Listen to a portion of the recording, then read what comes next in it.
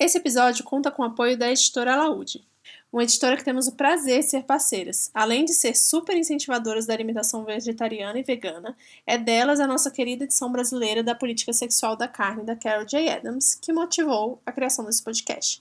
Então a gente pode dizer que esse podcast só existe graças a esse lançamento da Alaúde, e é uma honra a gente poder estar trabalhando juntas.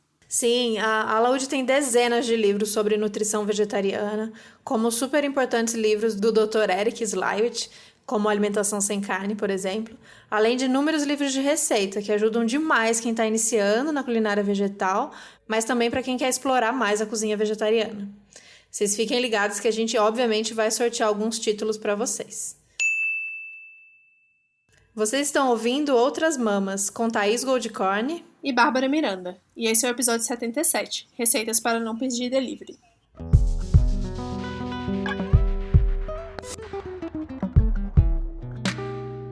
Desde que a gente virou vegana, e acho que isso eu e a Babi a gente tem muito em comum, e a gente já falou disso em alguns episódios, que a nossa relação com a cozinha mudou bastante. A alimentação vegana, vegetariana, faz a gente ter esse olhar atento para o que a gente vai comer, ter um cuidado a mais, e a partir daí a minha relação com a cozinha mudou, né? Com cozinhar, com como manter as compras, como organizar essas compras. E aí que a maioria das veganas que a gente conhece são especialistas em como manter uma cozinha organizada, funcionando. Tem várias dicas aí dessa rotina. A gente acaba tendo que se virar bastante por não ter ali o apoio dos alimentos industrializados ou de pedir delivery, por exemplo. E isso, no fim, é um grande ganho. Pode não ser a intenção de primeira, mas é um grande ganho, porque ganho para a saúde, ganho para o nosso bolso. Então, são várias consequências boas que vêm a partir daí, mesmo não tendo sido a escolha por conta disso, né? A escolha é por conta do veganismo, ou se você decidiu o vegetarianismo por outras questões. Mas isso acaba vindo, né? A gente acaba fuçando tanto, descobrindo tanta receita, ficando tão curioso com tanta coisa, que a gente meio que vira especialista em muitas coisas dessa temática. Tanto em nutrição, né? Que a gente aprende porque a gente quer saber como comer. Então a gente falou ali no começo do livro do Dr. Eric, que vegano que não foi atrás dos vídeos e dos textos do Dr. Eric no começo. De receitas, que livros, que esses livros, depois a gente vai contar quais que a gente tem. Livros da Alaúde, que me ajudaram um monte no começo e ajudam até hoje. YouTube com receitas ou testes mesmo, né? Tentativa e erro, que faz você ficar meio que especialista. Você pode não ser um grande chefe, tem gente que vira, mas se virar legal, acho que a maioria dos veganos que eu conheço se viram bem. Sim, a gente já falou um pouquinho sobre algumas dessas coisas no episódio com a Thalita e o Juan, né? Que foi, 2, 3 episódios atrás. E foi muito legal. Mas eu acho que uma das principais motivações para fazer esse episódio também foi a questão da quarentena, né? De todo mundo meio que do nada você vê o pessoal desesperado, assim, meu Deus, eu vou ter que cozinhar todo dia, o que eu faço todo dia? Como que eu faço para não precisar ir tanto no mercado? E como que eu faço para conservar as coisas, né? Tá tudo estragando, compro folha, não dura uma semana. E eu acho que com o tempo, assim, nessa coisa da autonomia, de ter que ir atrás, a gente realmente, como a Thaís falou, a gente foi aprendendo, se adaptando, trocando dicas com outras pessoas, né? E eu conheço veganos que estão fazendo supermercado uma vez a cada 15 dias, uma vez a cada 3 semanas, né? E parece mágica que de repente as pessoas sabem fazer isso, mas não, é tipo anos, meses de aprendizado, de buscar fonte de informação pra gente conseguir chegar nesse ponto e de ter a criatividade de cozinhar todos os dias, ou não, comer a mesma comida a semana inteira porque tá de saco cheio de cozinhar, mas ter sempre algumas coisas congeladas também, essas dicas que a gente vai aprendendo no dia a dia, porque eu acho que normalmente as pessoas não precisam aprender a cozinhar quando se mora, enfim, né, numa cidade como São Paulo, Brasília, que é a nossa situação. As pessoas, hoje em dia é tão fácil, né, pedir comida online, por aplicativo, ou mesmo pedir direto do restaurante, mas assim, tá sempre comendo comida de fora. O que eu conheço de gente que só come comida de fora é incrível, né? E neste momento de quarentena ficou muito limitado isso, porque não tem mais lá fora, né? Então a gente precisa pensar no dentro e o que a gente tá colocando pra dentro de casa. E por isso resolvemos fazer este episódio. Espero que vocês gostem. Sim, então vamos dizer que esse episódio vale para todo mundo, não é só para veganas e vegetarianas, porque já estamos dando esse spoiler aqui que as veganas geralmente já arrasam nessa questão, apesar de que dica é sempre bem-vinda. Mas eu vi isso, Babi. Eu vi amigas que não são vegetarianas nem veganas, mas que tinham essa rotina, né, de cidade grande, de muito, muito trabalho fora, e essa rotina insana aqui de São Paulo, e de comer sempre entre, né, sempre nos trajetos, sempre no caminho. Então, quem trabalha fora almoça em restaurante por quilo, né, almoça em algum restaurante fora, e aí nem tem essa prática na sua cozinha. Então, quando chega em casa à noite, super cansada, acaba pedindo um delivery ou comendo uma coisa meio pronta, congelada, tipo lasanha congelada, sei lá. Eu nem tenho mais repertório, tá vendo? Mas essas coisas congeladas que só vai pro micro-ondas e rapidinho a gente tá pronto. Então, pra quem não conhece o jeito que a gente fala aqui, não é um episódio de julgamento. Se você pede delivery pra caramba, ou come comida congelada pra caramba, ou improvisa, porque tem gente que come uma comida improvisada e uma comida que acaba sendo pobre nutricionalmente, né? Mas existe a possibilidade de você comer uma comida improvisada, um dia que você tá cansado, que tá sem tempo, mas que ainda assim ela vai suprir ali o mínimo que você precisa para ficar minimamente saudável. E lembrando que o nosso conceito de saudável nesse podcast não é o conceito que foi cooptado para dizer que saudável é ser magro, que saudável é ser bonito, que saudável é para você, fitness e tal. É saudável porque a gente precisa ter saúde para ter força, porque a gente precisa cuidar do nosso corpo para ele funcionar bem, pra gente se sentir bem, pra fazer cocô sempre, pra ter a pele boa, pra não ficar bravo, pra que mais? Pra ter disposição, pra ter força, né? E o saudável para além da gente, né? Na verdade, o saudável para todo mundo que tá em volta da gente. E para além então, da gente. Culinária se tornar, né? Pra comida, principalmente, se tornar uma coisa mais comunitária, que todo mundo da casa em que você mora participe, ou das pessoas que estão em volta, né? Você conhece as pessoas de quem você tá comprando, no supermercado, na feira, onde quer que seja. Tudo isso significa ser saudável pra gente, que é muita referência que a gente tem da Juliana Gomes, do Comida Saudável para Todos, né? Eu fiquei pensando que nesse contexto de quarentena deve ter um monte de família que tá almoçando junto pela primeira vez, assim. Eu não tinha parado pra pensar nisso. Porque essas famílias, cada um trampando num horário. As famílias estão comendo junto pela primeira vez. Quem tá, né? Porque no dia, hoje já é junho, teve gente que por serviços essenciais ou porque precisou trabalhar que nunca parou. Mas teve gente que já tá voltando, enfim, cada cidade aí tá de um jeito. Mas para quem ficou um tempo mesmo, em isolamento em casa, ou para quem ainda tá, as pessoas começaram a fazer as refeições juntas, inclusive as crianças que estavam sempre na escola e tal. Então, muita gente começou a ver isso como uma oportunidade de, nossa, que delícia que é compartilhar comida, né? Que gostoso que é comer uma comida fresca, porque só come comida requentada de micro-ondas. Eu passei por esse processo trabalhando muito fora, de comer só comida requentada de micro-ondas, ou comida de restaurante. Quando eu comecei a comer comida feita na hora, por mim, foi outro prazer, assim, cada almoço era uma alegria, eu ficava, meu Deus, que comida deliciosa, e era uma comida simples, mas ela tinha acabado de ser feita, né, o que já faz uma diferença enorme. É muito engraçado você falar isso, porque eu tava, né, muito empolgada com cozinha esses últimos dias, tava experimentando várias coisas diferentes e tal, e aí eu resolvi fazer um arroz com lentilha, só que eu fiz muito, aí durou muitos dias, e eu tava cansada de comer arroz com lentilha, mas não acabava nunca. Aí acabou hoje, e aí eu finalmente fiz um dos pratos que eu mais gosto, que é simples, né, tipo arroz, feijão, farofa, couve e, sei lá, berinjela, abobrinha. Hoje foi abobrinha. E aí, na hora que eu olhei meu prato, eu falei, nossa, ufa, finalmente fiz esse prato de novo, sabe? Dá aquele acalento no coração. Saudade de comida, é uma coisa louca. Saudade de comida. É muito bom. É muito doido. E aí, pra introduzir, né, essa coisa de como lidar com a cozinha neste momento, e pra vida inteira, na verdade, não só nesse momento, mas pra você que está desesperado nesse momento especialmente, a gente chamou Juliana Couto, mais conhecida como Vegana Prática, para ela falar como que é para ela essa relação com a cozinha e quais dicas ela vai dar aqui pra gente.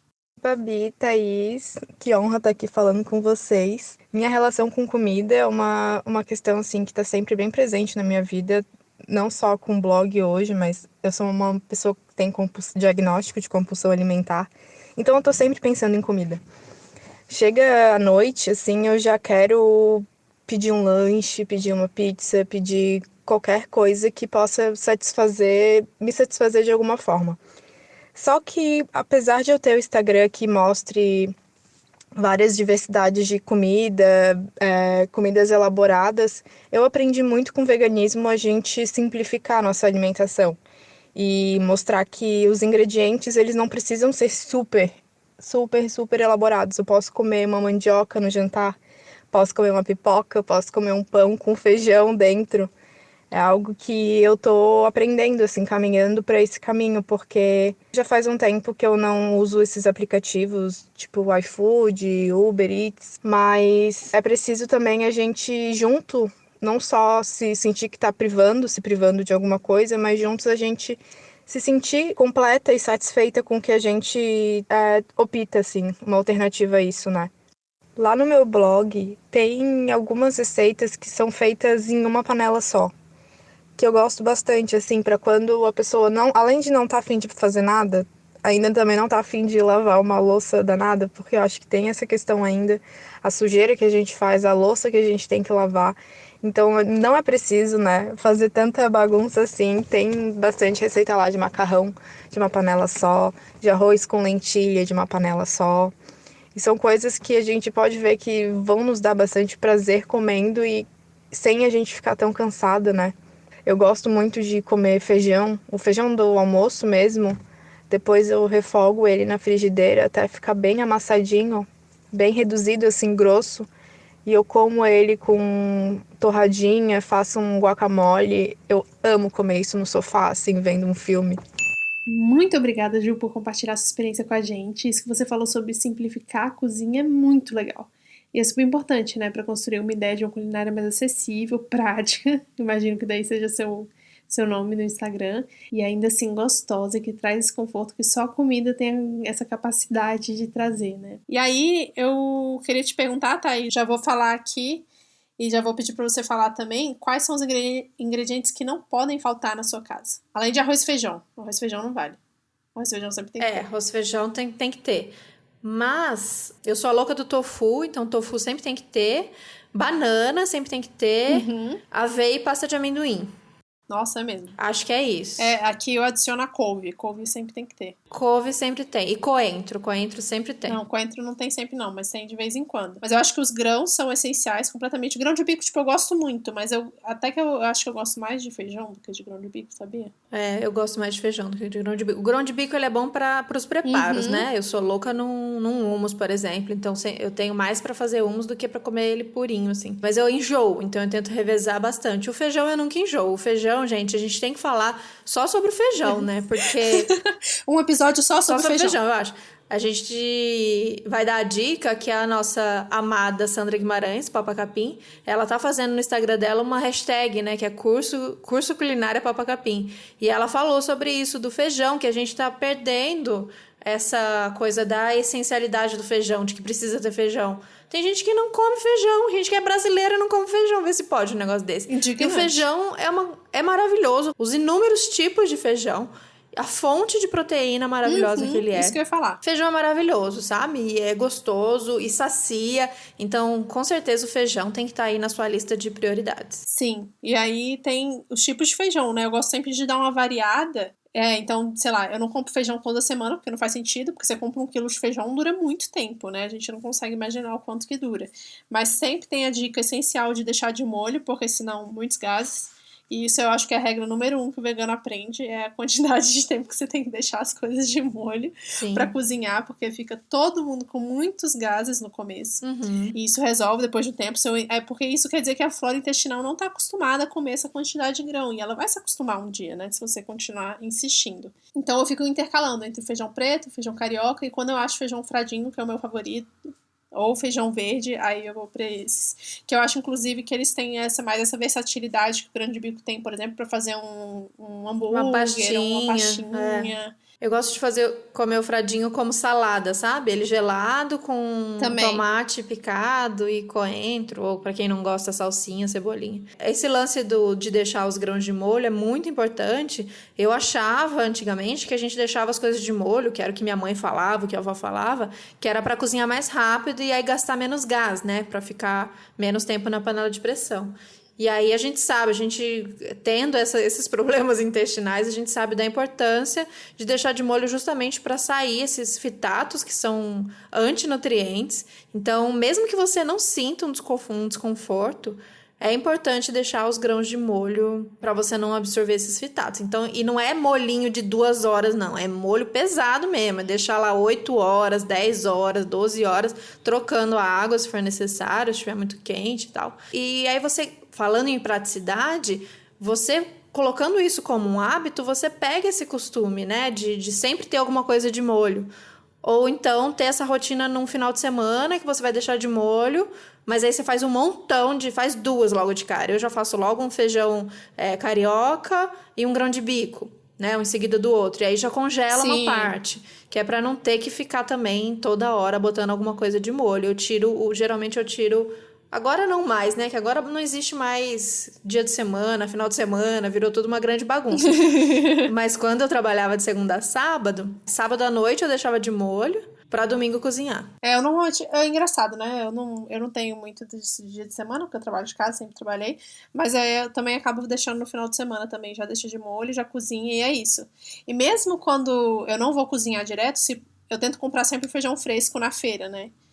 Até pela questão de agrotóxico, eu tento comprar orgânico, que o agrotóxico também dá alguns problemas para algumas pessoas, direto, assim, né? E aí eu já deixo ele fresco, já deixo ele congelado e eu só deixo de molho quando eu tô a fim de fazer. Porque ele conserva mais tempo, não dá bichinho, etc. O congelador, pra mim, o congelador é o meu melhor amigo aqui. Essa é a verdade. Sim. Mas é isso. Cozinha um monte de uma vez, deixa congelado, põe uma parte na geladeira e já estabelece. Ó, essa parte vai ser para fazer pastinha, essa parte vai para salada, essa parte vai ser cozido.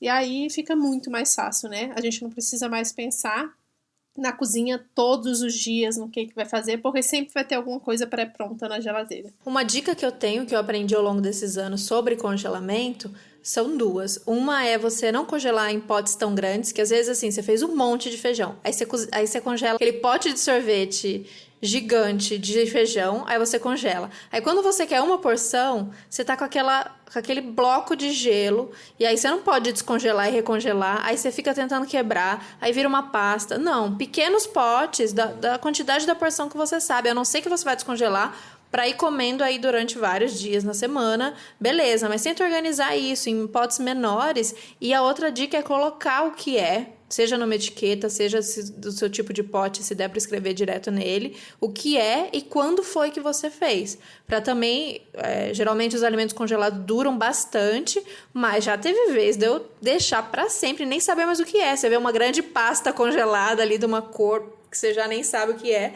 e você esquece daquilo. Então, não, anota o que se não der pra ver, e quando você preparou aquilo, e potes pequenos, que aí você já tira aquilo, e aquilo já vira a sua refeição, sabe? E se você tiver dúvida do que pode ou não pode congelar, no geral eu tento congelar tudo, assim, né? E vejo o que dá. Pode ser, tudo pode congelar, mas pode ser que você perca a textura de algumas coisas. Por exemplo, tofu, pode congelar? Sim. Pode, mas você vai ter outra coisa depois que você usar. Você não vai ter aquele tofu naquela consistência que a gente conhece. Você vai ter um tofu que parece uma esponja, uma outra coisa que vai virar. Mas funciona. Eu acho que a principal dúvida, uma vez eu tava, né, procurando, porque eu vi que ia estragar várias coisas, assim, tem isso também. Você tem que estar sempre de olho na geladeira. Todo mundo abre a geladeira todos os dias, né? Então, dá pra dar uma olhada geral, assim, ver o que vai estragar. E principalmente folha tipo brócolis, coisas assim, né? O que eu poderia fazer? Aí eu olhei, fui atrás e achei essas indicações de que você fazer aquela coisa de, como que é mesmo? Fazer o branqueamento do brócolis, da couve-flor, por exemplo, que você só deixa a água ferver, depois que ela ferve, você joga o brócolis ou a couve-flor lá, deixa 1 minuto e tira, pronto. E aí você tá pronto pra congelar, que aí a consistência dele não vai ficar tão esquisita depois. Sim, o espinafre. Isso é muito bom, quando eu aprendi foi genial. O espinafre também. Tem outras folhas também. Ou você pode fazer, uma das coisas que eu mais gosto de fazer é compota que pode congelar também, né? Então, compota de berinjela, de repolho, de acelga, tudo isso é muito tranquilo de fazer. E depois é super possível de descongelar e fica bem bom também. Aliás, Vegana Prática tem uma compota de repolho ótima, né? Acho que é de repolho ou é de acelga. E eu fiz de acelga. Repolho. De repolho até. Aquilo é muito genial. bom. Aquela receita é muito boa. É isso. Vocês que não estão falando que é muito difícil cozinhar porque estraga, eu conheço todas essas desculpas. Primeiro porque eu dava todas elas. E eu sei que muitas delas não são desculpas, né? Não conhecimento mesmo, ou falta de habilidade, de experiência. E acaba estragando muita coisa. E porque eu tenho muitas amigas que me falam isso, que não conseguem comprar muitos vegetais, porque estragam muito rápido. Então, uma dica, por exemplo, você que mora sozinho, mora só em 2 pessoas, às vezes os maços são muito grandes, né? Você compra um repolho, é o tamanho da minha cabeça, assim. O repolho é gigante. E aí fala, eu quero comer só um pouquinho e não dou conta de comer esse tudo de um pé de alface, de um repolho, e vem esse tanto. Então, tem algumas receitas que usam bastante do alimento e elas viram uma coisa menor, como é esse caso essa receita do repolho, por exemplo, que você corta todo o repolho, você fatia todo o repolho e você bota numa assadeira grande, manda pro forno cheio de azeite e outros preparos, vocês vão ver lá no Instagram da Ju, Vegana Prática, tem essa receita maravilhosa. E aquilo reduz, né? Porque aquilo chupa. E você enfia aquilo num pote de... tipo uma caponata. Você enfia isso num pote de vidro. Isso dura bastante e você come com tudo. Então acaba que vai e você nem percebe. Você come. Você bota no seu almoço como um prato. Então você bota um pouquinho como complemento. Você come com pão. Você come aquilo o dia inteiro. E se você não quer fazer o repolho inteiro desse jeito, eu tenho feito assim. Metade do repolho eu faço essa receita. E a outra metade eu faço normal, assado, por exemplo. Não caia na besteira de cortar um pedaço, fazer aquele pedaço e o outro guardar na geladeira. Porque as chances daquele meio pedaço estragar é grande. Já resolve ele, sabe? Pega aquele alimento e você dá um fim naquele alimento de várias maneiras criativas. E aí você só guarda em potes ou congela e pronto, o repolho foi. Eu me sinto aliviada quando eu consigo pegar um maço grande e dar uma finalidade para ele de maneiras diferentes. Então é isso. No mesmo alimento, no mesmo ingrediente, você prepara várias coisinhas diferentes. Sim, com certeza. O repolho mesmo, metade para assar, que eu gosto muito de repolho no forno, e metade para virar chucrute, né? Sim, também. Eu gosto bastante também. Nem todo mundo gosta, mas eu gosto bastante. Sandra também tem um post muito bom sobre isso. Sim. E as frutas também, né? Muitas frutas dá para você congelar para depois você fazer vitamina, sorvete, suco. Então eu congelo a banana, que todo mundo sabe que é uma receita queridinha, que aí você faz um sorvetinho, uma vitamina. A manga mesmo eu congelo. Várias frutas eu congelo e depois você não vai comer a fruta. Abacaxi é ótimo para fazer suco. Sim, depois você faz um suco, né? Você não vai conseguir comê-la do mesmo jeito. Inclusive, você pode fazer... Se a fruta estiver estragando, você pode bater o suco, fazer com água e deixar na forminha de gelo. E depois só bate isso depois também e vai virar um suco muito gostoso. É melhor do que perder, né? Não, perder não. Então a gente tá falando aqui dessas dicas não só pra você ter coisas práticas pra se alimentar, mas também, gente, pra gente evitar esse desperdício, porque a gente olha para uma geladeira que fez uma compra enorme e se a gente não vai tendo essas maneiras criativas de congelar ou de fazer várias receitas, a gente sabe que vai passando um dia, vai ficando murchinho. Aí passa mais um dia, já tá com os marronzinhos.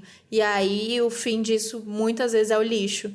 Com a quantidade de alimento que já é desperdiçado em todos esses processos, no supermercado, no transporte, quando chega na nossa casa, eu acho que a gente tem que ter essa responsabilidade de dar os fins corretos para isso e, de preferência, as cascas e as sementes também, ou fazendo uma composteira para a gente aproveitar todo aquele alimento. Ou até mesmo usando para fazer caldo, né? Por exemplo, os talos de cenoura, tudo que você for cortando, tudo que é talo, tudo que é semente mesmo, você pode guardar no congelador para poder fazer caldo depois, e é bem gostoso, assim, poder fazer brodo para fazer risoto, né? Tudo isso dá para aproveitar, até a casca de cebola, gente, casca de alho dá para aproveitar, sabe? Então, não tem por que a gente desperdiçar isso e achar que tudo é lixo, né? No final das contas, sendo que lixo não existe. É o trabalho da Regina Celli, da Favela Orgânica, que ela tem receitas incríveis, com cascas, com talos. Então, se você não tem aí muitas ideias do que fazer, acompanhe o Instagram dela, que tem muitas receitas com esses alimentos.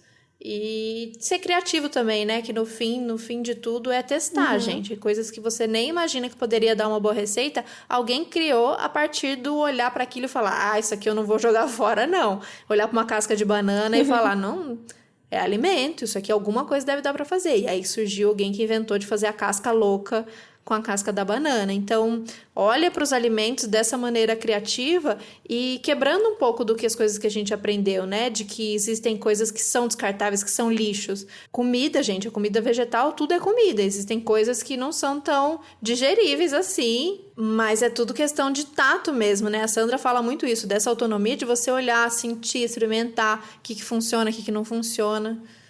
Acho que é bem por aí mesmo, do cheiro, do tato. E questionar, hoje eu vi um post da Bruna Crioula, que também já esteve aqui no podcast falando sobre punk, e ela fez uma receita com a semente da jaca, e tipo assim, sabe?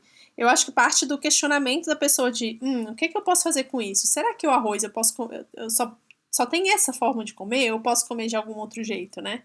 Então, é isso. Você não gosta de feijão? Esse é o único jeito de comer feijão? Tem zilhões de jeitos de comer feijão. Se você olhar, ainda mais se você der uma pesquisada para estudar a culinária de outros países, eles vão usar feijão de outras formas, né? Sei lá, no Japão tem sorvete de feijão. Doce, é. Uhum. Pois é, tem várias alternativas que a gente às vezes esquece porque a gente tá muito preso no que a gente tá acostumado mesmo.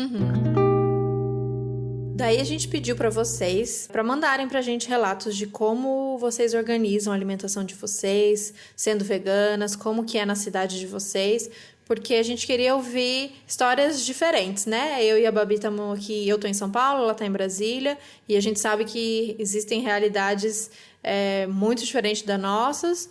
Então a gente pediu para vocês no nosso grupo do Telegram. Nosso grupo é um lugar muito legal. Se você não participa, é só procurar lá no Telegram, Chat Outras Mamas. É uma turma muito querida, muito receptiva. Fiquem à vontade para entrar nessa conversa com a gente. Então a primeira que vai entrar é a Ana Botelho, que mora na Zona da Mata de Pernambuco, e a gente adorou o relato dela. Oi, gente, meu nome é Ana Botelho. Eu moro na Zona da Mata de Pernambuco. Minha cidade fica entre as duas capitais, da Paraíba e de Pernambuco. E por mais que tenha essa localização privilegiada, né, entre as duas capitais, é uma cidade pouquíssimo desenvolvida, é uma cidade que é muito tradicional. Sempre que um estabelecimento novo aparece, não dura muito. Se vender comidas muito diferentes, muito assim, a população rejeita. Então, esse lance de fast food é muito novo ainda aqui. O que a gente encontra mais são pessoas que fazem um trabalho em casa e as próprias pessoas da própria casa vão lá e fazem o delivery. É algo assim mais caseiro, sabe? E é uma cidade que a gente não encontra nenhum estabelecimento que venda nada vegano. Não tem. O iFood, por exemplo, só foi pegar aqui na minha cidade esse ano. E mesmo assim são pouquíssimos estabelecimentos no aplicativo e, obviamente, nenhum deles com opções ou veganos. Então, se eu quiser alguma opção assim de fast food, algo que eu não queira muito cozinhar, ir pra cozinha e eu queira pedir, essa opção não é possível no meu cenário aqui atual. Minha família, ela tem um hábito de ir na capital fazer feira naqueles supermercados de atacado, sabe? Porque a gente tem uma cultura de fazer feira do mês, feira mensal. Principalmente porque a minha família é grande. Nesse supermercado, eu encontro algumas especiarias, alguns leites vegetais, algumas sementes que eu não encontro na minha cidade. Tem alguns supermercados que estão começando agora a vender esses produtos, mas são muito caros mesmo. São impossíveis comprar com a minha condição financeira. Em contrapartida, é uma cidade que tem uma cultura de fazer feira livre, né? Feira de rua. E é uma feira que é aberta diariamente. O comércio da cidade, a base é basicamente essa feira de rua. E então é muito fácil de encontrar produtos orgânicos. Produtos até que em capitais, em grandes capitais, seriam bem mais caros, como castanhas. Esses produtos aqui a gente encontra com mais facilidade, né? Então, o que eu acabei fazendo foi indo pra cozinha, tendo essa autonomia de ir pra cozinha e fazer. Eu faço meu próprio leite vegetal, eu me viro com o que tenho. Se eu quiser algo mais gourmetizado, eu vou lá, pesquiso e faço com o que tem. E estou conseguindo me virar super bem, né? Outra coisa é que eu venho de uma família que tem uma cultura de comer carne muito, muito forte. São pessoas que comem em todas as refeições carnes, todo dia. Até no feijão tem que ter carne, tem que ter muita coisa do tipo. Então, foi bem difícil no começo para aceitar, na minha transição ali. Para virar vegetariana já foi bem difícil, até quando eu era ovo-lacto, ir para restaurantes era difícil de agradar todo mundo, então o jeito era ir ali para self-service, que tem um pouco de cada e todo mundo ia ficar feliz. Mas o que eu tive que fazer foi realmente ir para a cozinha. Eu tive que ir para a cozinha e fazer a minha própria comida. Ter essa autonomia de ir para a feira, de ir para o supermercado, de ir para a cozinha, para fazer. Hoje eu vejo uma evolução muito grande, eu consegui ir conquistando aos poucos, né, a minha família, fazendo bolos veganos, fazendo algumas receitas mais diferentes e tal, mas continua sendo uma luta diária. Então é isso. Um beijo. O relato da Ana, eu acho que ele é o relato, se você, né, levar em consideração assim em termos de Brasil, que permeia a maior parte do Brasil, né?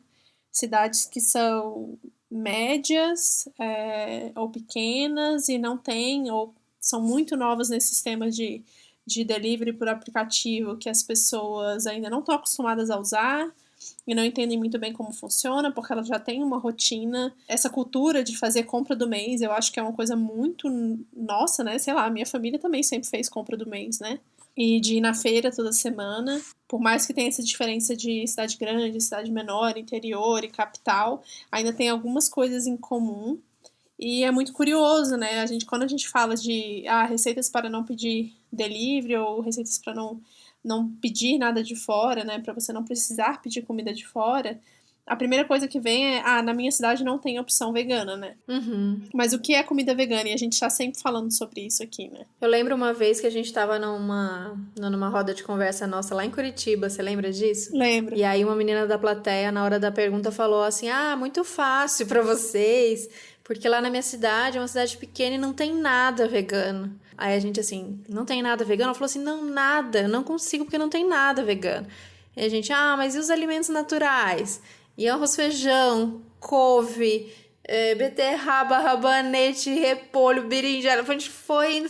E realmente, óbvio, né? A gente não é hipócrita de falar que a gente aproveita uma boa pizza, um bom hambúrguer. A gente cria essas vontades porque essas coisas fizeram parte da nossa vida e fazem parte da vida da maioria das pessoas. E a gente não tá sendo hipócrita de falar que a gente não deseja isso e a gente não quer esses alimentos diferentes, vez ou outra. Mas a base da nossa alimentação tem que ser, ou deveria ser, um bom e velho prato simples, né? De arroz, feijão e vegetais, assim. Não precisa muito mais que isso. Sim. Óbvio que tem maneiras criativas. Às vezes você não tá afim de comer o arroz daquele formato, né? O arroz, feijão, a farofa, que bem que eu amo, e legumes. E aí você pode pegar o feijão e você mesmo processar aquilo e fazer um hamburguinho, um bolinho, né? Então, às vezes é os mesmos ingredientes que você vai comer, mas você quer uma apresentação diferente para te dar uma sensação. Eu transformo, quando eu vejo que eu tô cansada, igual a Babi falou do arroz com lentilha, dela tava cansada, eu tô cansada de comer aquilo, eu bato tudo no processador e eu transformo em bolinho. E aí frita, sabe? A fritura não é uma inimiga nossa, a fritura não é um terror, eu não posso fritar. Você não pode comer uma gordura sempre, um monte, porque assim, não vai te fazer muito bem um excesso de gordura. Mas uma friturinha, de vez em quando, uma fritura feita em casa ainda. Se até Bela Gil come batata frita, quem somos nós para não comer? E eu acho que faz parte do nosso ativismo como veganas, de mostrar para as pessoas que arroz e feijão é comida vegana, né? É óbvio, que nem você falou, de vez em quando dá vontade de comer sushi, dá vontade de comer sushi. Mas assim, no dia a dia, o que a gente tá falando é da cozinha do dia a dia para deixar a sua vida mais fácil e mais prazerosa, para você criar essa conexão com a comida e que seja uma coisa saudável e não pesarosa, né? De tipo, caramba, nossa, que saco, vou ter que pensar de novo e mais uma vez cozinhar. O que eu faço? Já cansei de comer a minha própria comida, né? A gente questionar e procurar outras formas de fazer os alimentos, né? Essa dica de fazer bolinho fritar é a melhor de todas. Eu confesso que eu morro de preguiça de fritar, porque não tem exaustor, suja a cozinha. Mas de vez em quando rola, né? Aliás, essa é uma coisa que eu não falei. Eu sempre tenho um hambúrguer pronto que eu mesma faço no congelador, né? Isso é ótimo. Parte do feijão vai ali já processado com cebola, com os temperos, faz os bolinhos, deixa no freezer. Porque aí, rapaz, não falta, né? Não vai faltar o nutriente do feijão, os nutrientes do feijão nunca, assim. Tá faltando, quer completar um macarrão, quer completar um arroz, tá sempre com um hambúrguer lá pronto. E aí eu faço às vezes assado, às vezes frito. E vai oscilando. E aí numa dessa vai ter alguém que vai poder falar, legal, bacana, muito legal, mas eu não sei cozinhar, não aprendi, não tenho jeito, tudo que eu faço é ruim, não dá jeito. Então acho que primeiro é se colocar nessa posição de que a gente precisa cozinhar, é a coisa básica que a gente precisa fazer para sobrevivência. A gente acabou que terceirizou muito isso, mas essa é uma habilidade que a gente precisa ter. Você não precisa ser o chefe, expert, incrível, blá, blá, blá, mas cozinhar para sua alimentação, para o seu para o seu, como é que chama isso? Para a sua saciedade, para sua sobrevivência, todo ser humano precisa, teoricamente, né? Sim. Então, acho que o básico, todo ser humano tem habilidades para aprender. Então, não existe isso, e a gente ouve muito, principalmente de homem, não por acaso, de que não sabe, de que não sei fazer um arroz, não sei fazer um feijão, ou uma coisa dos jovens, moda aí que eu tô vendo, tenho medo de panela de pressão. Não me venham com essa. Vocês percam esse medo, porque a panela de pressão é a nossa amiga. E não, pelo amor de Deus, gente, tendo cuidado, obviamente, né? Sempre checando ali a borracha, a válvula. Não tem por que ter esse medo, é um medo irracional, se fazendo tudo direitinho. Eu acho que é isso, testar e fazer muita comida ruim. Tudo bem, é isso, você vai fazer, por muito tempo você vai fazer comida ruim, você vai salgar comida, você vai fazer comida sem tempero, você vai fazer comida, você vai queimar comida. Sim, então, eu sou prova viva disso. Exato, comida com sal demais. Eu também. E assim, trocar ingredientes. Mesmo até hoje, que eu considero que eu cozinho muito bem, às vezes tem dia que não vai, gente. Tem dia que você faz comida ruim. Tem dia que você não acerta mesmo, que você não tá bem. E comida é muito de como a gente tá também, né? Emocionalmente. Se você tá com pressa, Sim. tá mal-humorado, não queria estar fazendo aquilo, queria pedir o aplicativo e foi fazer, porque você falou, não, vamos lá, tem comida. Às vezes sai meio ruim mesmo, não sai do jeito que você esperou. Ou você vai testar uma receita que você viu na internet, no livro, e você, sei lá, trocou uma coisinha porque você achou que não tinha problema. E aí desandou, porque existe isso, existe a comida, como a Sandra também fala, existe a comida de exatas e a comida de humanas. A panificação, a comida de forno, ela não dá pra ser brincado. Tipo, aqui falou que era 6 colheres de farinha de trigo, eu só tinha 4, eu troquei por uma farinha de arroz.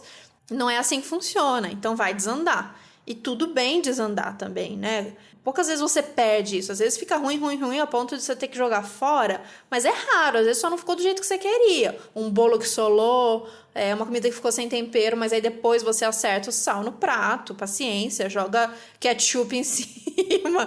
Eu não sei o que você vai fazer. Mas pode não ter ficado exatamente do seu agrado. Mas de alguma forma dá pra você comer aquilo. E aí você vai aprendendo. É só assim. É a única maneira. Sim, com certeza. E aí foi bom que você puxou essa questão da curiosidade, da autonomia e do medo de lidar com a cozinha e trazer, então, o relato de uma mãe para falar sobre como que mudou a alimentação dela e a relação com a cozinha, principalmente agora, sendo mãe, né, e tendo que cuidar de uma casa. Olá, eu sou a Marcela, eu moro no centro de São Paulo, capital. Eu tenho 3 filhos, a Nina de 10 anos, o Bento de 8, a Beatriz de 1 ano e 3 meses. Eu sou vegana e a Beatriz também. O restante da família ainda não. A maior parte das refeições em casa, a gente procura fazer uma transição para a alimentação vegana, respeitando as individualidades e gostos de cada um o máximo possível. A gente tem alguns desafios aqui. O principal é equilibrar bem os alimentos, já que são 3 crianças em super fase de crescimento. A rotina com eles aqui durante a pandemia é bem intensa, porque eles estão estudando em casa e faz quase 3 meses que não saem, né? Mas mesmo assim a gente está priorizando sempre preparar as refeições do zero. A Nina e o Bento me ajudam uma vez ou outra no preparo de algumas refeições. E as nossas receitas, a maior parte são receitas simples. Arroz, feijão, farofa, macarrão com algum legume, muitos legumes refogados. Ou então a gente faz uma versão veganizada de alguma receita que a gente busca na internet para testar. Por exemplo, fazer estrogonofe com creme de tofu. Quando a gente faz uma refeição árabe com as pastas, no lugar do quibe tradicional, a gente faz um quibe de abóbora ou um quibe de proteína de soja. E aí todo mundo está adaptando o paladar. A rotina é fazer feira 2 vezes por semana. A gente usa muito alimento fresco e fruta. Em geral, eu planejo alguns cardápios, mais ou menos. 2 dias de massa, arroz e feijão na maior parte dos dias. Temos um dia de comer besteira aqui em casa, que aí eu procuro buscar um hambúrguer de proteína vegetal ou uma pizza vegana. E a complementação do cardápio é o que a gente acha de época nas feiras. Eu fazia leite vegetal do zero, demolhava sementes, processava no liquidificador, mas nesse momento a gente está comprando o industrializado. Isso que encarece o orçamento dessa alimentação. Comprar queijo vegano, laticínios, os hambúrgueres de carnes veganas superprocessados, alguns congelados, isso realmente faz uma diferença no orçamento. Mas o fato é que a gente não precisa disso. A gente ainda não tem empresa alimentícia com agenda vegana para consumo popular. Apesar de já ver alguns itens no mercado, como maionese vegana, macarrão sem ovos, com preços mais acessíveis aqui em São Paulo, o importante é tentar quebrar o estigma a respeito das fontes de nutrientes, como cálcio, proteína, ferro, porque a fonte essencial disso tudo são os vegetais, né? Além do que, o preço do quilo de qualquer carne é muito mais caro se comparar com qualquer coisa na feira. Um café da manhã aqui que todo mundo gosta é tipo um purê de frutas que a gente bate no liquidificador, várias frutas juntas, ou banana com morango, ou manga com maracujá, ou abacate, e todo mundo gosta de comer isso para fazer o desjejum de manhã. A maior parte das coisas que as crianças gostam é vegano. Pipoca, bolo, pasta de amendoim com geleia. Isso é o tipo de lanche, café da manhã, às vezes, que acontece aqui. Durante a pandemia, sai quase um bolo por dia, bolo de banana, fubá, chocolate, obviamente sem ovos, e as crianças adoram bolo, né? Eles gostam também de pão com manteiga, de coco, leite vegetal batido com chocolate. E esse tempo que a gente tem para preparar algumas coisas economiza muito e é muito mais saudável, mas nem sempre dá. Aí a gente recorre a produtos industrializados já pronto. De qualquer maneira, o que rege a maior parte das nossas decisões aqui, quanto a preparar ou usar substituto pronto, geralmente é orçamentário. Obrigada, Marcela, pelo seu relato. Uma coisa muito importante que foi falado foi a questão orçamentária, né? Realmente eu vejo, né, que fazer as coisas em casa tem uma diferença absurda no orçamento de uma casa. E se for vegano, então, mais ainda. Porque, assim, carne é muito caro. Se não for salsicha da pior qualidade, eu acho que comer os alimentos de origem vegetal é sempre mais barato. Mesmo os industrializados, assim, sei lá, procura biscoito ou bolacha, né, como você quiser chamar, mais simples, que geralmente são veganos. E são bem mais baratos do que os biscoitos recheados, cheios de chocolate, creme, enfim. Uma coisa muito legal para se falar com relação, né, principalmente a famílias, assim, eu acho que principalmente nesse momento que tá todo mundo em casa, né, e das famílias que estão todo mundo em casa, porque a gente sabe que também tem uma divisão social aí, que muitas famílias não estão, né, porque precisam trabalhar, mas que tá todo mundo em casa, é o envolvimento das crianças na cozinha também, né? Essa curiosidade dos alimentos, dos processos, ela quando vem desde a infância, ela é muito mais legal e ela instiga muito mais a criatividade não só para a cozinha, mas para muitas outras áreas da vida, né? Então, a minha relação com a comida, ela demorou para acontecer, não com a comida, mas com a cozinha, ela demorou para acontecer porque minha mãe, ela dominava, até hoje, ela domina a cozinha dela, e a gente não pode falar muito enquanto ela tá cozinhando, que ela perde a paciência. Eu até entendo, porque ela sempre teve que cozinhar, tipo, muito rápido para dar conta do trabalho, cuidar dos filhos, etc. Hoje em dia eu entendo, né, mas isso me afastou muito da cozinha porque ela nunca ficou muito confortável de ter pessoas do lado dela que ela achava que estava atrapalhando. Então eu só fui cozinhar mesmo quando eu saí de casa, ou um pouco antes, assim, quando o Vitor saiu de casa e eu comecei a cozinhar junto com ele na casa dele. E é isso, é esse processo de errar constantemente, né? E toda vez eu penso como seria se eu tivesse começado a cozinhar quando eu era criança, sabe? A minha relação com a cozinha, a facilidade, a disposição, porque veio depois de adulta, né? Mas como curiosidade, assim, e como necessidade, tá? Eu quero comer, mas eu não quero comprar, por exemplo, fora de um restaurante. Como é que faz? Deixa eu pesquisar aqui. Sim, é muito legal isso, esse envolvimento de todo mundo, porque é isso, se todo mundo precisa comer, todo mundo precisa saber comer, saber como o que você precisa e como você faz. E nessa sociedade que a gente construiu dessa maneira, as mulheres ficam sobrecarregadas na cozinha com essa função e poucas vezes as crianças se envolvem, quando se envolvem são as crianças meninas e os homens só recebem, né?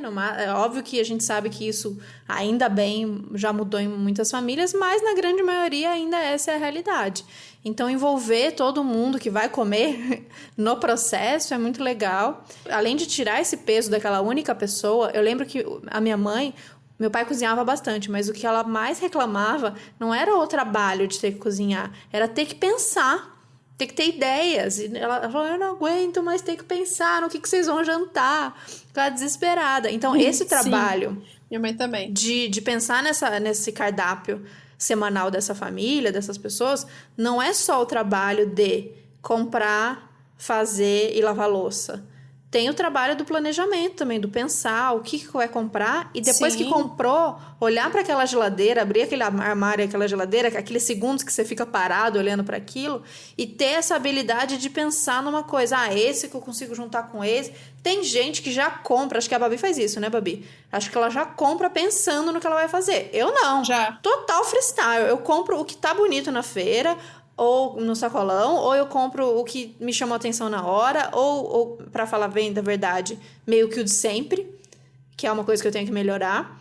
E aí, de repente, terça-feira, abre a geladeira e olho, meu Deus do céu, o que eu vou fazer com isso? E eu criei uma habilidade de ter uma criatividade boa, assim, de falar, não, tem um tofu, tem uma abobrinha, tem tomate, não sei o que. Isso combina com isso, fazer esse tofu mexido com não sei o que, e esse arroz. Tem uma coisa que é meio básica sempre, tem um arrozinho e um grão, mas esses complementos, e principalmente pra janta, né? Eu não gosto de janta no formato do almoço. Eu gosto de uma comida de cumbuca, por exemplo, ou uma coisa recheada, seja uma tortinha, uma tapioca, um pão. Eu prefiro jantar assim, mais cara de lanche. Então, essa criatividade de olhar e juntar aqueles ingredientes e ver o que vai sair é uma coisa que se constrói mesmo, e se constrói com o tempo, né? Não adianta a gente não exercitar isso e pega, viu, gente? É só olhar e começar a fazer que você pega uns jeitos mesmo. É só estar disponível para aquilo e não ter o medo de errar e fugir daquilo que a gente está acostumado, do que precisa ser essa coisa que eu falei, de que precisa jantar e precisa almoçar arroz, feijão nessa configuração, mas que gosta de comer arroz, feijão, por exemplo, no café da manhã. E que gosta de comer fruta só na janta. Então, entender meio que seu corpo também, o que você quer. E não ficar preso ao preciso comer tal coisa. A gente come o que a gente tem vontade, que tem saciedade. E o que tem variedade para ali estar coberto nutricionalmente, né? E é isso. Quando você tem um mínimo conhecimento nutricional, além da coisa da vontade, você tem também uma noção do que vai te saciar e o que você precisa. Então, é legal uma consulta com um nutricionista para você que acabou de se tornar vegetariana ou vegana, porque você pega uns macetes de tipo, eu preciso colocar uma oleaginosa aqui nesse prato porque eu sei que eu preciso de ômega, eu sei que eu preciso de não sei o que. A gente vai pegando esses macetes. Então, eu faço uns grandes, por exemplo, de café da manhã ou de lanche da tarde, umas grandes cumbucas de fruta e eu vou tacando o que eu sei que eu preciso. Um pouco de linhaça, um pouco de aveia, um pouco de melado, um pouco de, sei lá, coco ralado. São coisinhas que eu sei que vão me ajudar e que são gostosos pra caramba, assim, você vai criando, né, Babi, esses macetes. Você é mais ainda, Babi é especialista. Sim, eu sou especialista, a pessoa que vai na nutricionista desde 6 anos de idade. Você falou uma coisa que eu planejo, né, normalmente eu compro as coisas que eu vou fazer. É mais ou menos, assim, eu sei qual receita eu com certeza vou fazer na semana, 1 ou 2 receitas, assim. Aí eu já compro as coisas pensando nisso e o resto eu deixo aberto. Como eu falei, sempre tem couve. E se a couve não for pra ser refogada, que eu amo de paixão, assim, ela vai pra salada, de qualquer forma. Ou pra sopa, é bom, enfim, em qualquer lugar enfia couve. Então tem essas coisas que nunca podem faltar. Essa coisa de respeitar o corpo, né, é engraçado, porque prestar atenção no corpo, que eu sempre fui uma pessoa que prestou muita atenção no meu corpo, eu sempre precisei, mas eu sempre comi muito regradinho, de 3 em 3 horas, agora tem hora do café da manhã eu como isso, na hora do lanche eu como isso, na hora do almoço eu como isso, mas agora na quarentena, que tem muito essa coisa das emoções, e, né, da ansiedade, ou do trabalho, ou da falta do trabalho, da procrastinação, né, aí eu tô me permitindo sentir mais isso e sentir quando que eu tô com fome, quando que uma comida me fez bem ou não me fez, porque no dia a dia a gente não tem nem tempo pra pensar se uma comida fez bem ou não fez bem, né? Porque a gente tá tão focado na tarefa do dia, do trabalho, que a gente esquece de prestar atenção no corpo. Então eu tô me permitindo mais fazer isso, assim. Então eu sempre comi lanche, igual você, tipo pãozinho ou tapioca de noite, ou uma sopa, e o Vitor sempre foi de comer a mesma coisa do almoço, né? E desde que a gente juntou, eu comecei a comer janta também. Mas só que tem dia que eu não tô afim de janta, entendeu? E aí a gente volta lá pro começo dessa coisa de separar os grãos, cozinhar os grãos tudo de uma vez e deixar reservado. No dia que eu tô com preguiça, ou no dia que eu tô sem criatividade, ou no dia que eu não quero pensar sobre isso, pega, entope uma tigela, uma cumbuca inteira de folha, salada, coloca feijão, joga arroz lá dentro, joga tudo, tomate, cenoura, um monte de coisa crua, né? Um monte de semente, gergelim, joga azeite e limão em cima, ó, põe pra dentro e é isso, sabe? Nem sempre precisa também ser super criativo e super genial para poder funcionar. É isso que eu ia falar. Ontem, por exemplo, a gente fez uma reunião aqui, um encontrinho com as meninas. A Babi, tava a Jus, tava nossas amigas todas veganas. E aí, a hora que acabou, eu falei pra elas, eu tô com muita preguiça de cozinhar hoje e não tem nada pronto. Então, aconteceu uma coisa que eu não gosto de acontecer, que é deixar pra já estar com fome e não ter nada meio pronto, assim. Mas eu tinha arroz pronto, tinha arroz branco pronto. E vocês sabem, quem me acompanha aqui, que eu sou a louca do arroz branco. Eu sei que o arroz integral, ele traz muito mais coisas pra gente, traz as fibras, mas eu não abro mão. E a gente tem que também entender o que a gente não abre mão na nossa alimentação. Eu não abro mão do meu arroz branco, por exemplo. Então, em conversa com a Nutri, Cris Maimone maravilhosa, ela fala, tá, você não abre mão do arroz branco? Então, você diversifica esse arroz branco. Às vezes você faz o arroz branco junto com a quinoa, às vezes você faz o arroz branco com gergelim, porque aí você traz mais elementos para esse arroz que é pobrinho, né? O arroz branco, coitado. E aí eu precisava jantar. Eu fiz a coisa que eu mais amo de jantar ultimamente. Às vezes você não dá nada, fala, não tenho nada pronto. E é uma das melhores jantas. O que eu fiz? Peguei esse arroz branco já feito. Eu fiz um tofu mexido, rapidinho ali, eu amasso ele direito. Gente, eu não sujo louça nem nada. Eu pego aquele tofu, um pedaço dele, jogo direto na frigideira, amasso com um garfo, jogo os temperos ali na frigideira mesmo. Então eu jogo cúrcuma, jogo o sal, a pimenta, um pouquinho de gengibre, uns temperinhos prontos. Aí joguei gergelim nesse tofu. Aí misturei tudo com esse arroz e joguei coentro, azeite e finalizei, não me orgulho, batata palha em cima. É a melhor janta possível.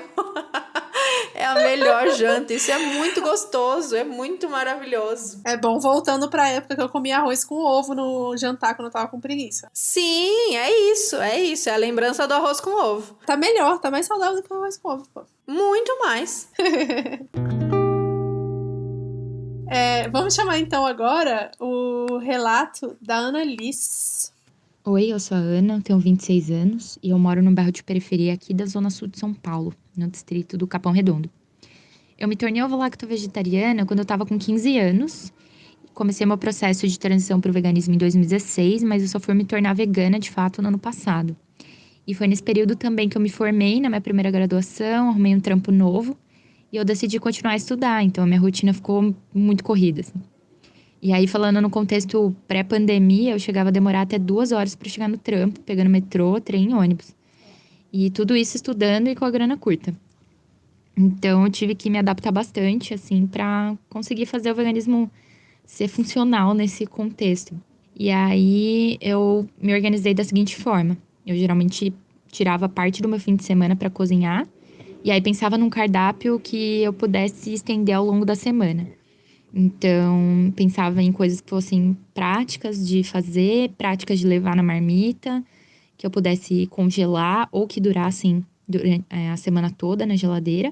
E também que eu não enjoasse, né? Então, eu tentava variar bastante o tipo de preparo de uma semana para outra e também os temperos. E aí, eu sempre abuso muito dos grãos, assim, eu gosto muito de grão de bico, grão de trigo, ervilha, lentilha e tal. O arroz nosso de cada dia. E às vezes eu apronto algumas coisas meio doidas, tipo uma lasanha, faço umas panquecas, mas sempre pensando em alguma coisa que eu vá conseguir requentar depois no micro-ondas e que continue saborosa, assim. Para fazer as compras das verduras, eu geralmente sigo a listinha do Ceasa, né, do Ceagesp, de frutas e hortaliças da época. Então, eu evito comprar fruta e hortaliça fora da época, porque é muito mais caro e tem muito mais agrotóxico e tal. Eu sempre compro tudo que tá na época. E eu tenho plantado também bastante coisa, assim. Eu moro com a minha família, ninguém é vegano, mas meus pais curtem bastante planta, assim, meus irmãos também. Então, a gente tem um espacinho pequeno aqui que cabem uns vasinhos. A gente tem plantado espinafre, rúcula, alface, tomate e manjericão, coisinhas para tempero, assim. Então, tem muita coisa que a gente consegue pegar aqui em casa mesmo. E aí fica bem mais prático. Particularmente falando, a minha refeição preferida é o café da manhã. Então, eu sempre capricho bem, como muito bem. Eu gosto muito de café com leite. E como os leites vegetais geralmente são caros ou difíceis de fazer, eu opto pelos mais práticos, assim, o de aveia e o de amendoim.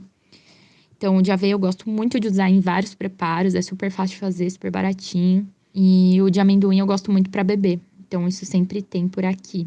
Fora o hummus também, que eu faço, e apesar do grão de bico ser um pouquinho caro, com 250 gramas você consegue fazer um estrago, assim. Dá pra fazer hummus pra 2 semanas na geladeira, bem de boa. O meu pão sou eu mesma que faço.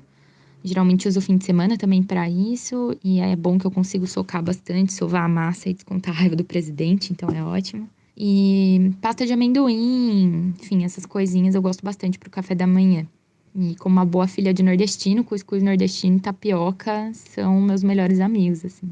De doce, eu como bastante chocolate, assim, chocolate amargo, quando eu encontro mais barato para vender. Ou faço uns biscoitinhos também de aveia, que é fácil, baratinho e dura até 1, 2 semanas no pote. E na larica da porcaria, como todos os restaurantes veganos, de todos que tem, assim, aqui em São Paulo, nenhum entrega aqui na periferia. Eu geralmente me viro bem, assim, com batata frita. E eu sempre deixo algum hambúrguer vegetariano, assim, um hambúrguer vegano na minha geladeira. 2 que eu gosto muito são o de lentilha. É um dos meus preferidos, assim, é facinho de fazer, rende bem. Eu gosto do de grão de bico também. Então, eu faço, congelo, deixo lá. E aí, quando dá aquela saudade de um lanchão tranqueira, eu apelo pra esse tipo de coisa. E aí dá pra me virar bem, assim, no mais. Fome é uma coisa que eu não passo e ainda alimento a galera que nem é vegana. Então a galera curte a comida. E foi também legal porque eu aprendi a me virar muito mais e a ter muito mais autonomia, assim, na cozinha. E não me sentir travada por esse tipo de dificuldade. Então, uma coisa que é muito importante é isso. A gente, além de... É o prestar atenção, né? É o tal do estar presente e criar essa autonomia. Então, não só prestar atenção no que, como a Babi falou, no nosso corpo, como você tá naquele dia, ou como tá a sua rotina, como tá o clima, como tá o tempo. E aí, se tá frio, a gente precisa aquecer mais o nosso corpo, esse tipo de coisa. Mas prestando atenção na gente também, que é a nossa casa, que é o planeta. Então, a coisa da época, né? Então, como tudo padronizou, até a nossa alimentação, a gente quer comer a mesma comida o ano inteiro. A gente já falou isso em alguns episódios aqui. As nossas musas, a Lenara, a Cris Maimone, a própria Bruna Crioula, a própria Ju Gomes, Sandra, todas essas mulheres que me fizeram ter esse olhar atento sobre a natureza e como funciona um alimento e a época dele. Então, você não vai comer sempre a mesma coisa. E eu que tô aqui em São Paulo, não vou comer a mesma coisa da Ana que tá na Zona da Mata. Então, acho que ter esse olhar atento ao seu corpo, à sua casa, e olhar atento ao que tá acontecendo na natureza naquele lugar que você tá naquele momento. O que tá disponível para você? O que é abundante onde você tá? Isso te ajuda, inclusive, a comer um alimento mais saboroso e com menos agrotóxico, caso você esteja comprando em mercado normal, em feira, em sacolão, enfim. Porque se ele é daquela época, ele cresceu melhor naquela época, ele precisa de menos veneno para sobreviver naquela época.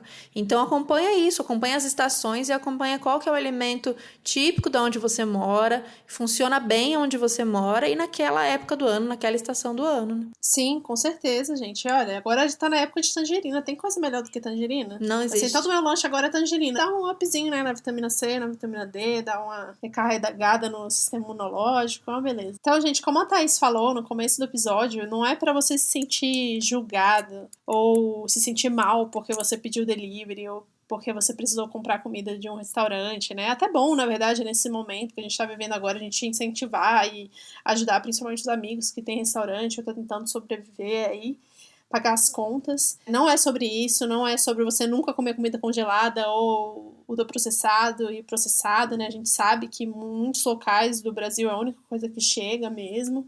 Mas a gente está falando sobre trazer essa curiosidade, essa questão da autonomia, né? Esse resgate dos saberes de pensar, cara, o que os meus avós comiam, né? O que era plantado antes aqui, que agora não é mais? O que eu posso fazer com cada um desses alimentos que chega até a minha mesa, né? Como que eu posso aproveitar eles ao máximo? Sempre pensar em tudo que a gente fizer, e agora principalmente, né, nesse episódio falando só sobre a culinária, sobre a comida, questionar, ter essa postura questionadora de será que eu tô só repetindo, reproduzindo o que me ensinaram ou será que eu tô sendo criativo, né? A gente aplicar essa criatividade para todos os âmbitos da nossa vida. Sim, com certeza. Uma das coisas mais libertadoras é você saber o que você gosta e conseguir fazer aquilo para você, sabe? É uma experiência que eu acho que muitas pessoas estão criando o gosto aí da cozinha nesse momento de quarentena, porque a gente sabe que a cozinha, ela exige tempo, sabe? E tempo é uma coisa que a gente não tem nessa sociedade. Então eu entendo quando minhas amigas falam que não tem tempo porque trabalham demais, mas assim, se a gente não cuidar daquilo que é o principal nosso, que é o nosso corpo, o que a gente está cuidando, sabe? O que a gente está fazendo? Então, tentar questionar se não existe alguma forma de você começar a experimentar fazer coisas que sejam práticas, que sejam rápidas. Você não precisa começar fazendo aquela grande receita que tem várias etapas e que vai te exigir. Você pode deixar elas para suas folgas, para os seus finais de semana, para suas férias e para o seu dia a dia criar uns hábitos super rápidos. Tem a brincadeira que o Juan não gosta do grão omelete, do nome ele não gosta, porque a receita é incrível. A Sandra fala muito dela. Você tendo acesso ao grão de bico em pó, você faz uma mistura com aquilo é frigideira. Comida de frigideira, para mim, é o sucesso. Então, criar maneiras de que quando você tá naquele momento, naquela janta, que você tá sem tempo, cansada, e que muitas vezes pedir pelo aplicativo vai ser a solução mais rápida, você para e pensa, tá, eu quero mesmo pedir essa comida porque eu quero comer essa comida desse restaurante específico, que é do meu amigo que faz essa comida vegana, uma delícia, ou que eu conheço aqui, dessa galera que faz essa comida e ela é ótima, ou eu tô me rendendo a um cansaço e, na verdade, se eu olhar pra minha geladeira, tem alguma coisinha que dá pra eu fazer. Então, um macarrão, sabe? Um macarrão simples com um molho que você já deixou pronto congelado, ou às vezes eu nem faço molho, eu faço macarrão e eu pico várias coisas e jogo naquele macarrão. Sim, eu também. Um tomate que não precisa ser o molho, pode ser ele picadinho com uma abobrinha. Então são coisas que a gente não estava acostumado, mas testa. A pergunta que sempre fazem para veganos é: o que coloca no pão? Primeiro que a gente já falou aqui que não necessariamente você precisa comer pão, sempre, né? Sim. Existem outras coisas que você pode comer que não um pão. Mas a nossa amiga amada Isadora, a Tabi, ela come pão com couve. Um dia ela olhou o pão, olhou a couve e pensou, por que não? É este olhar do por que não, quando você olha as coisas na sua cozinha, que a gente deveria exercitar e que funciona. Pão com couve é uma delícia, gente. Sim. Isso é muito gostoso. E é uma janta, ou um lanchinho que seja, super prático, rápido, porque a couve ela é crua, o jeito que ela come, né? Eu experimentei e eu amei. Você corta ali as tirinhas, coloca dentro do pão, um pão francês que ela tava comendo. E eu, pelo menos, assim, exprimi um limão. E, nossa, delícia. Se você tiver uma pastinha, então, mais gostoso ainda. Pão com vinagrete. Então, tem muitas maneiras, muitas coisas criativas, mais do que trabalhosas, que você vai pegando jeito e você não precisa ficar horas na cozinha e precisar de um tempo enorme, então você pega e faz. Sobre essa questão das entregas, tem aumentado muito, né, a quantidade de aplicativo. Aqui em São Paulo, os entregadores estão assim, o barulho de moto aqui em casa, por exemplo, aumentou um monte, porque tem muita moto e bike na rua fazendo entrega. E, inclusive, esse movimento dos motoqueiros aqui em São Paulo está muito forte, os entregadores antifascistas. Está rolando isso muito forte, da gente ficar ligado também e apoiar esses caras, que a gente sabe que não tem apoio nenhum dessas empresas. O número de acidentes aqui em São Paulo de carro diminuiu, de pedestre diminuiu, porque tem menos gente na rua, mas de moto só aumentou. Então, é uma coisa pra gente ficar atenta, não é um julgamento de tipo, nunca mais peça. A gente sabe que não existe esse julgamento moral, porque a coisa é muito mais complexa, não é individual, do tipo, boicotem sozinhos porque a empresa não dá o direito para os trabalhadores. É a luta para que elas deem, sabe? Porque essa é a realidade. As pessoas vão pedir por aplicativo e existe muito restaurante que não tem entrega própria. Acho que a gente tem que tentar valorizar os que têm, mas tem uns que não conseguem ter e precisam do aplicativo. Sim. Muita gente que nem fazia entrega teve que se recorrer ao aplicativo neste momento. Então, a resposta não é tão simples assim, mas é ter essa consciência, tipo, vai pedir, dá uma gorjeta pro entregador, vai pedir, tenha certeza que você quer pedir porque você quer comer aquela comida. Eu aposto que se você fizer esse exercício, muitas das vezes você acaba desistindo e consegue fazer uma tapioca deliciosa, uma cumbuca cheia de fruta, um lanche que você mesmo preparou em casa. Eu acho que isso já reduz bastante a quantidade de vezes que você vai acabar pedindo. É totalmente essa lógica que eu aplico pra tudo. E principalmente pra cozinha, e pra não pedir no final das contas e cozinhar. E aí a gente falou desde o começo, né, dos livros da Alaúde e das nossas receitas favoritas. E eu queria falar do livro que me ajudou muito, que eu ganhei da minha mãe, que é o Cozinha Vegana pro Dia a Dia, da Gabriela Oliveira, que foi o primeiro livro que eu peguei, que eu usei pra fazer o tofu. Muito boa a receita de tofu dele.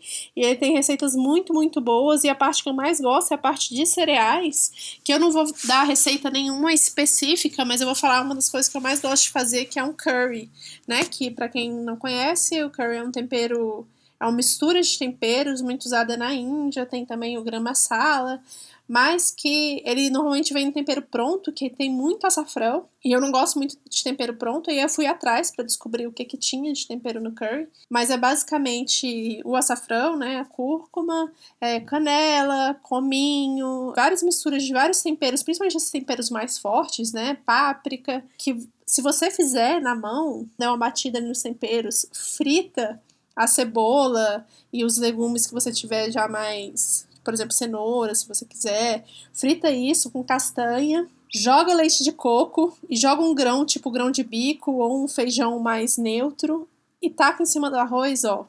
Pra mim é uma das minhas receitas favoritas, dá pra congelar, rende pra caramba, é super saudável e é muito, muito, muito saboroso. E você, Thaís, qual que é a coisa que você mais gosta de fazer, que você acha mais prática? Eu já falei da minha receita amada, que é o arroz com tofu mexido, mas eu vou falar uma coisa que eu gosto bastante de fazer, receitas que envolvem arroz, eu gosto muito de fazer, então eu gosto muito de baião. E o baião é basicamente misturar tudo também. Eu não sei se existe ali uma coisa que precisa ter, alguém vai falar, isso que você come não é baião, pode ser, mas eu faço o feijão fradinho, porque eu não tenho acesso ao feijão, não tenho tão fácil acesso ao feijão verde aqui, nem o feijão, como é que a Sandra fala? O feijão macaça, acho que é. Então eu faço o arroz, de preferência o arroz velho, vamos dizer assim, né? O arroz feito já. Eu misturo com esse feijão fradinho e aí eu coloco, às vezes, só o tomate, às vezes pimentão, muito coentro e farofinha, vinagrete, pra mim minha comida favorita. Eu sou a rainha das coisas rapidinhas, né? E uma coisa que eu aprendi muito foi, por exemplo, a gente vem sempre culinária de fora, tudo, fazer cuscuz marroquino, e a caixinha de cuscuz marroquino é muito caro. Se você troca isso pelo cuscuz de milho normal, que a gente está acostumado aqui no Brasil, gente, fica melhor ainda, porque fica barato, né? Perfeito. Então eu sempre deixo o cuscuz também hidratado já na geladeira, ele dura uns 3, 4 dias, dependendo, né, que tá aí, como você fizer, a água, etc. Mas você pode ter lá já hidratado, ou você come, né, durante o dia, que eu amo de paixão, só com uma manteiga vegetal, ou com hummus, por exemplo, ou também mistura no feijão, na salada e pronto, põe pra dentro. Maravilhoso. Farofinha é tudo, né? Farofinha de cuscuz com couve é tudo na vida. Sim, com certeza. Então essas foram nossas dicas, espero que vocês tenham gostado. Tem muita gente legal produzindo conteúdo para ajudar vocês nessa, tanto em receita, que é muito massa fazer receita, mas a gente vai dar dicas também de pessoas que não dão receita, mas que dão dicas de técnicas, de preparos, de como conservar, de molho, de tempero. A Babi falou do livro dela de receita que ela gosta bastante. Eu gosto do Tempero Alternativo, que é do André Fronza. Ele tem o livro dele, pela Alaúde também, que é muito bom e é lindo, as fotos são lindas. E ele tem muita receita que no meu começo eu seguia muito. Tem uma receita de almôndega de berinjela no blog dele, que eu amo. O André tem muitas receitas legais, então fica aí a minha dica. Mas tem muita gente legal na internet produzindo conteúdo sobre essa questão, e a gente está tão incentivando vocês a fazerem a sua própria comida, a explorar esse universo de molhos e temperos e receitas práticas, que esse mês o nosso sorteio das apoiadoras do Apoia-se são as apostilas dos nossos queridos que participaram no episódio passado, Juan Félix e Thalita Flor. Então as apostilas do Juan, gente, ajudam demais nessa questão dessa autonomia de deixar a comida mais interessante, né? Porque às vezes você fala, minha comida não tem tempero, não tem gosto, a minha salada é sem graça. Gente, a receita é tempero e molho, isso é o básico. E ele tem essas apostilas. E as receitas da Thalita, que são, né, trazem todas várias coisas de origem africana, assim, para que ela integra nas receitas brasileiras que a gente já conhece, também perfeito, maravilhoso.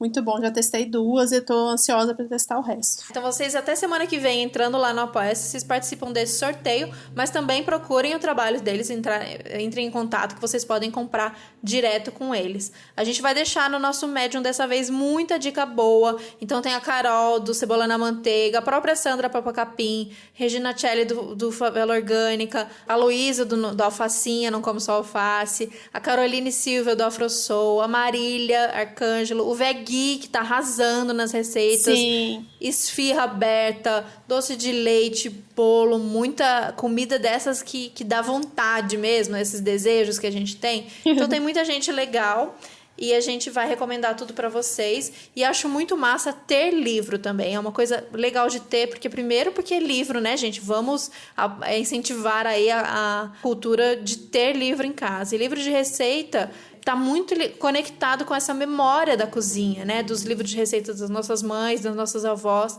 Então eu adoro abrir um livro na cozinha mesmo e consultar, fazer as anotações. As fotos são lindas, já dão aquele incentivo para você fazer aquela reprodução.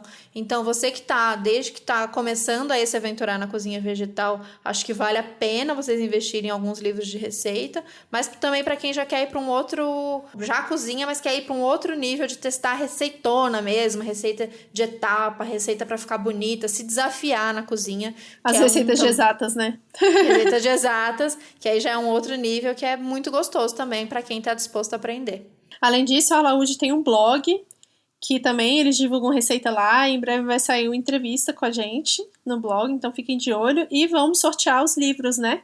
Então fiquem de olho nas nossas redes sociais, que a gente vai fazer esse sorteio em breve dos livros da Alaúde. E uma última mensagem é que a gente vai fazer uma pequena pausa agora, porque a gente precisa de um tempo para reorganizar as nossas redes sociais, o nosso Apoia-se, a nossa vida, os episódios, as convidadas, porque a gente está fazendo tudo muito corrido e a gente está começando a ficar muito agoniada com isso, então vai rolar uma breve pausa, mas já já a gente está de volta. É isso, obrigada, editora Alaúde, mais uma vez pela parceria. E é isso, vamos todo mundo pra cozinha. Vocês não vão sentir saudade da gente, porque a gente promete não estar presente por um tempinho aqui nos episódios, mas estaremos juntas no Instagram e no Twitter. Deem essa força lá pra gente e vamos junto. Vamos juntas. Obrigada, gente. Beijo, gente. Beijo. Tchau, tchau.